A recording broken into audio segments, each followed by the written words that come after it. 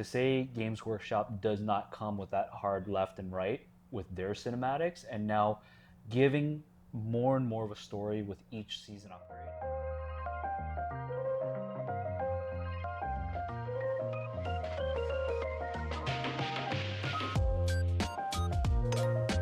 Hey guys, welcome to Top Shelf Experience.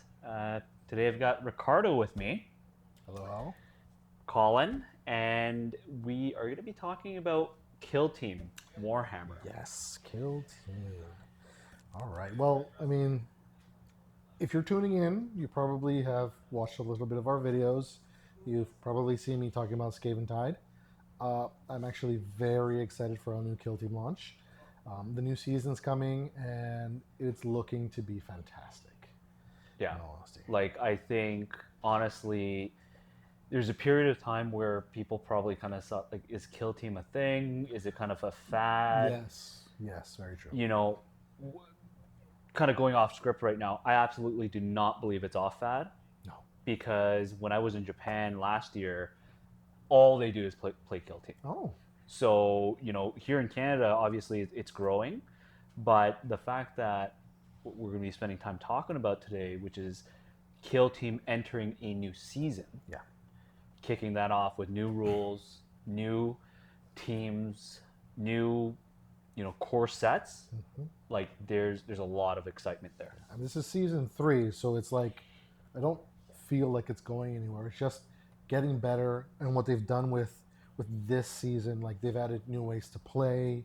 They've helped make the entry to the actual game much easier. So I think we're just going to see growth in the player base, popularity in it, and yeah, it's a very exciting time.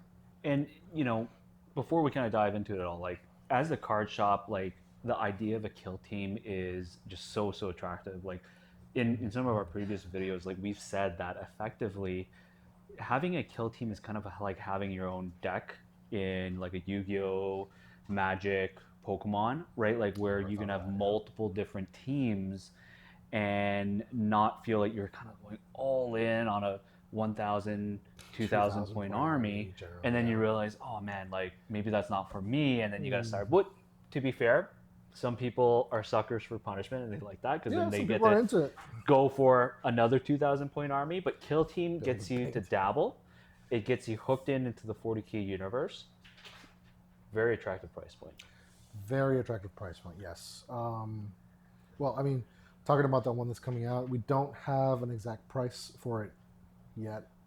Should I be saying that during this video?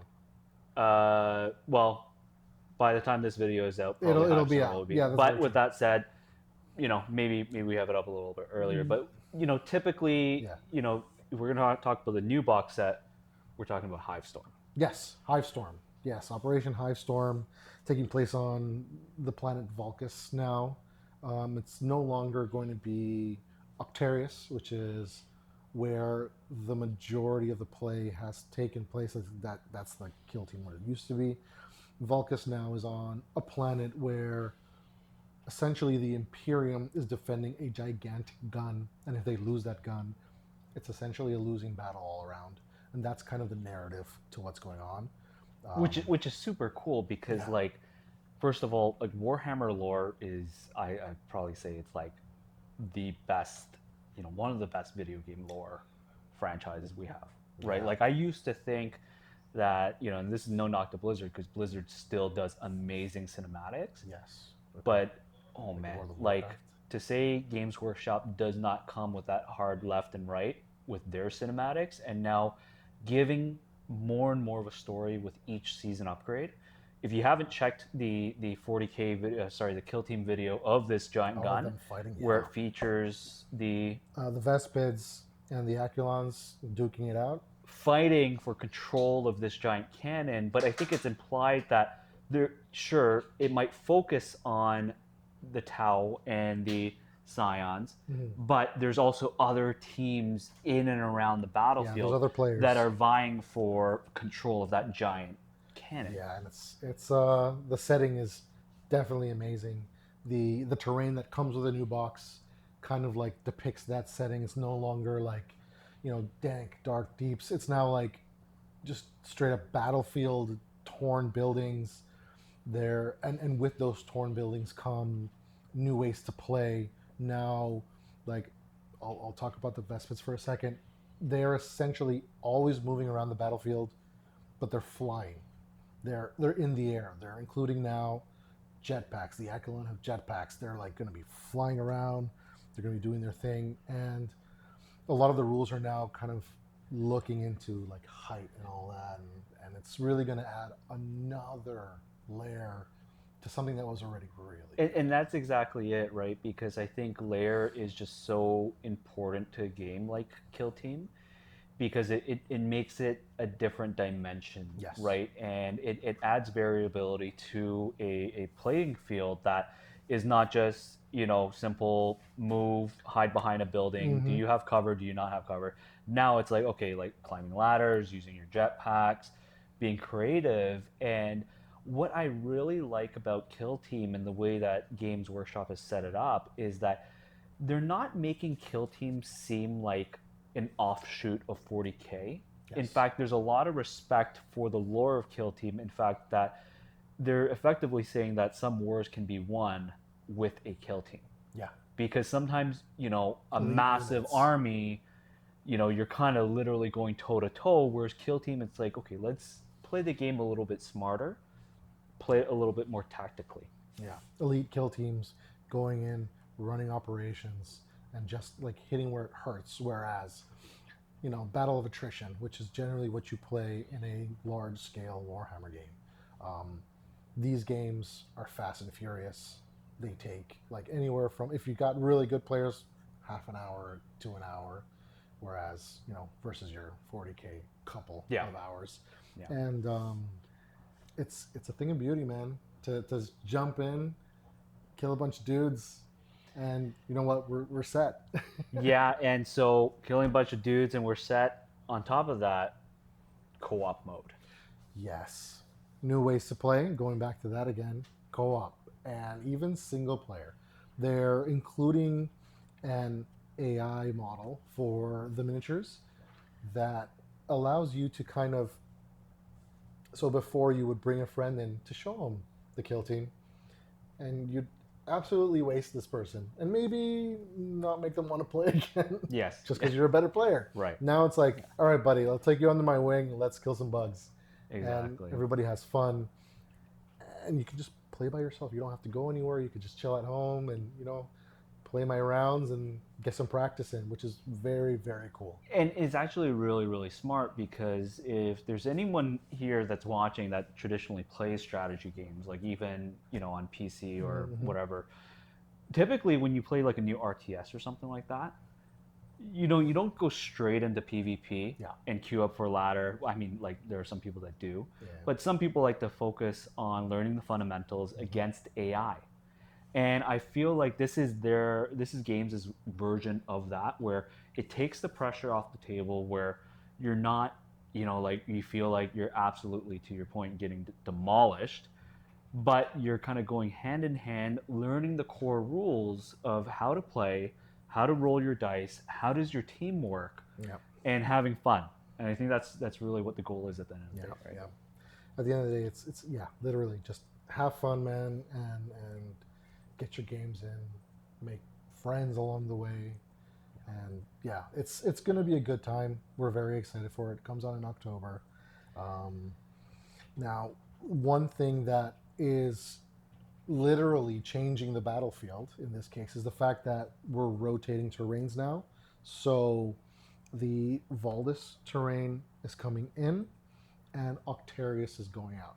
Now we still have Gallowdark and Beta Decima, which I think is, close combat, and then you'll have a little bit more distance and nuances in the terrain. Right. So that's going to be really cool. Now this is not saying that you can't use your old terrain, because you can use your old terrain and play. This is more like, tournament plays and stuff like that. This is what's really changing.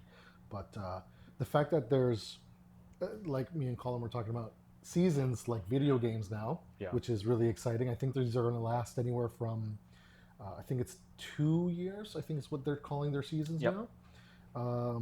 So like it's really going to be cool, and we're going to see more updates, more refreshes, and as they go, they're going to update rules and stuff like that, and it's a very very cool thing. And it does add a layer of legitimacy to Kill Team because now it's like Games is taking it seriously. Yeah.